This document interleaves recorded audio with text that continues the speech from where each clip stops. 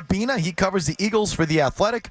This hour, we're going to get a couple of looks at each team from guys that cover them on a daily basis, and Brooks is that guy in Philadelphia for the Eagles. Brooks, thanks for joining us. We appreciate it. Yeah, absolutely, guys. Enjoy it. And this is my first Super Bowl to cover ever, so it's been a crazy week. So it's appreciate coming on with you guys. Okay, it's good to have you again. Brooks comes to you in the Raising Cane's guest chair. Are you surprised the Eagles are here? No, I think when you looked at the offseason, there was a roster that could get there. The question is, would they get there? And all of the craziness of last year in terms of the meltdown and the dysfunction, and then Nick Sirianni having overall a staff for the first time, would that be meshing together to get there? And being in New Orleans back in week 3, they played the Saints, and they didn't really look all that good. They didn't score until the fourth quarter, and then just a few things clicked. They get a big third down conversion, and then the next week they get blown out by the Tampa Bay Buccaneers, and you're sitting there in week 5, and that's really where you started to wonder if this team was going to make it or not. So on paper, you looked at the team and the offseason that they had and the pieces that they got on the team.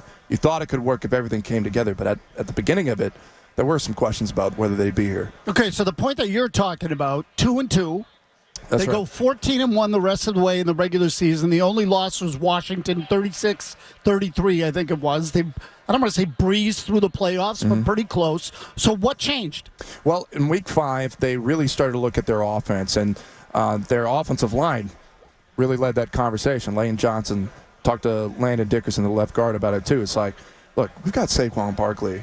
Do you want to get punched in the face, or do you want to do the punching? So they lean in their run game, and the way this team is built is they lean into this, the best running back they ever had. They're running the ball more than any Eagles team has since 1978, and it's only that because they started chucking the ball in a meaningless game in Week 18, else it'd be 1951.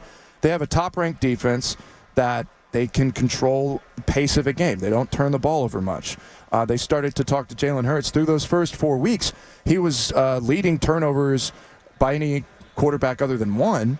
And you've looked at what they've done since then. Jalen Hurts has embraced more of a conservative role in the pocket. He's throwing downfield for the beyond 20 yards for the least amount in his career. His sack percentage is up. Basically, it's like you don't need to be chucking the ball down the field in critical scenarios. Take a sack. Don't make a mistake. Chances are, whenever you punt the ball, we're going to get the ball back.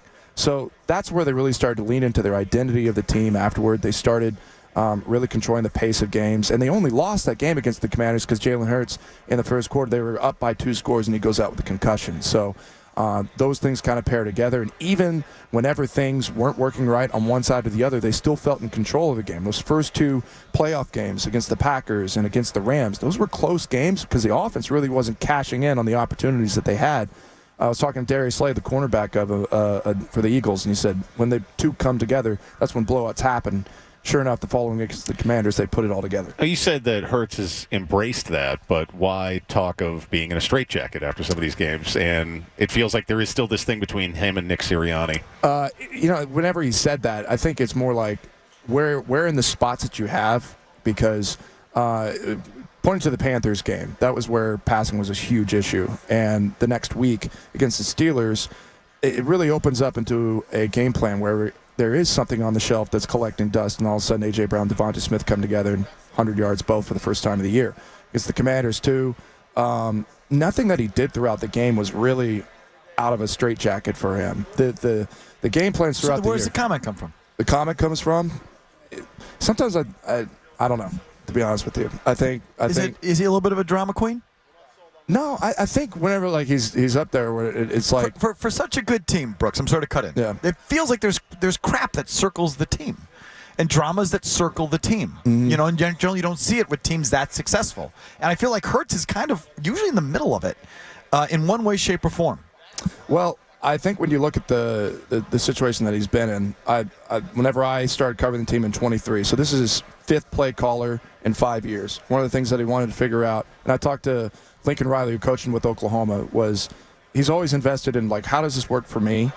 Behind the scenes, I asked Kellen Moore about that, too. They talk on the phone all the time. He's like, all right, a little bit of pushback. Is this what you want me to do? Do you want me to be, more conservative? Do you want me to not be in situations where, the fans are looking at this and you have the most average time to throw out of the league and you're not capitalizing by what people think in the passing game? So I think whenever he gets the brunt of that, and then he gets in front of the cameras again, and the questions that fans are saying, because in Philly throughout the weeks leading up to that, the narrative was always like, well, Jalen Hurts is not playing that well. He's not doing that great as a quarterback. He's holding back this team.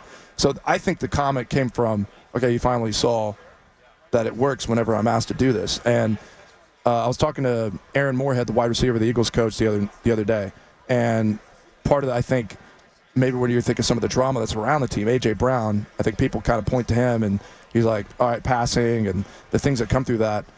I think whenever you start wondering about the way they run this game, A.J. Brown is, in my opinion, one of the best wide receivers. If you're going to pick a team and start with a receiver, then you pick him. And any debate around that, I think that's the center to what would frustrate him. It's because within the confines of this offense, what they're trying to do, you're not going to see like Justin Jefferson numbers from A.J. Brown in this system. And whenever they're running the ball as much as they are, you're putting a lot of weight in those situations where they are passing. So when I was talking to Aaron Moorhead about that, it's like he goes to Kellen Moore times in a game. He says, hey, it's been a couple of drives. There's been no targets to A.J. Brown. You got to get him the ball. Like, not only you don't want him to be stewing on the sideline, think they're not part of it, but also you want to establish a rhythm so when it is 4th and 5, he's ready for it. I'm just saying, Brooks. I don't know. The coach is turning around and screaming at fans. The number one receiver is reading self-help books on the sidelines. The quarterback and him are back and forth, and what's going on there? They win a big playoff game, and the quarterback's talking about getting the straight jacket off. You know, I don't know. Maybe I'm a talk show host. You're a beat guy. I look at all that stuff and go, it just feels like there's a lot of crap on it. For a team so good, it does feel like there are some tension points there. And I don't know if that is, I don't know. Are you saying they're overplayed? They don't really exist? I think they're overplayed. I do. And the self-help book, he had that on the sideline the whole season. So he had that against Washington earlier in the year. I mean, again, with A.J. Brown, you got to kind of point to the offseason, too. His frustration on the field stems from, if they're playing good, then he feels right about it. If it's not, then he's frustrated. And everybody was wondering if he wanted to still be in Philly. He called in to WIP himself in the offseason. Is like, all right, I'll feed any of your questions. I want to be here. Sure enough, a couple months later, he signs an extension through the 2028 season. I think it's a team that also creates its own drama when they don't really want to. Also, like Brandon Graham in the middle of the season starts talking about Jalen Hurts and A.J. Brown's relationship, and he didn't have any insight on that. He was reading, honestly, how people were talking about it on Twitter and everything else, and all of a sudden he realized that he put his own foot in his mouth. So they don't do themselves favors sometimes. Just in case New Englanders don't remember, Graham is the guy who strip sacked Brady in the Super Bowl. Okay, yeah. So I just thought I would remind Patriots fans of that. You know, that's the guy we're talking about. Where's Philly then? Objectively, where's Philly most vulnerable? Like, if you look at them and say, this is what I would be worried about, like, this is how they could blow it.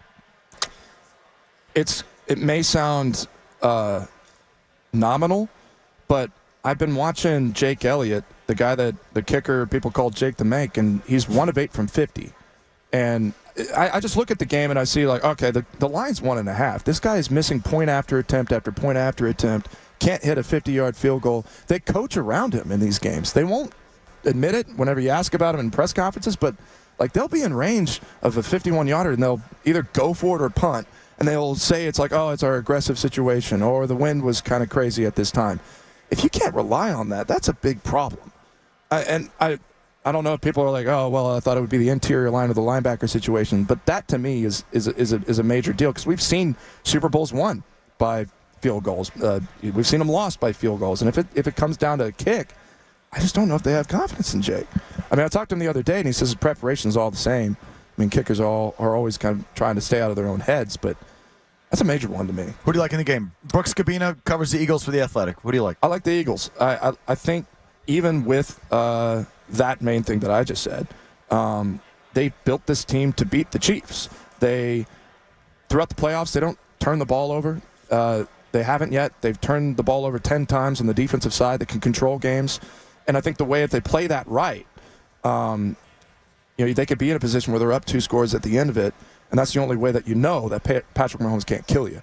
So the real question is, so in these situations, whenever they have an opportunity, is Jalen Hurts and A.J. Brown going to be in a rhythm to connect on the 4th and 5s like they did against the Rams in a 1-score game to go in? The Chiefs, what's interesting about the defense there, it's not just that they blitz.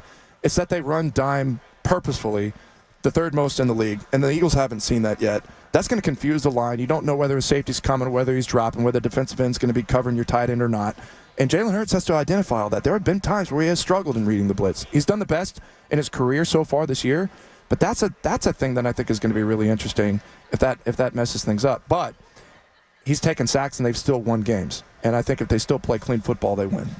Thanks so much, Brooks, for coming by. We appreciate it. If you like that clip, check out more videos from Felger and Mazz here. For more Patriots analysis and opinion, hit this playlist. And for all the latest from the Sports Hub, download the app at 985thesportshub.com.